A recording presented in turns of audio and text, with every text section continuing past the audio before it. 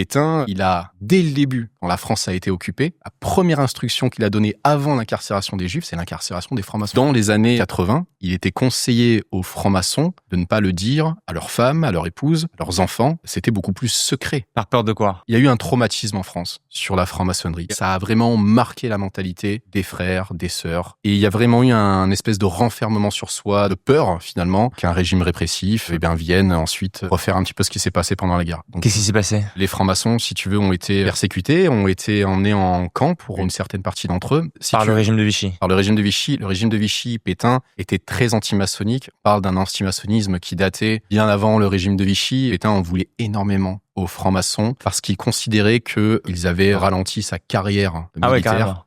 Il en voulait terriblement, ce qui est absolument faux et qui a été prouvé. Il a été nommé général pendant la première.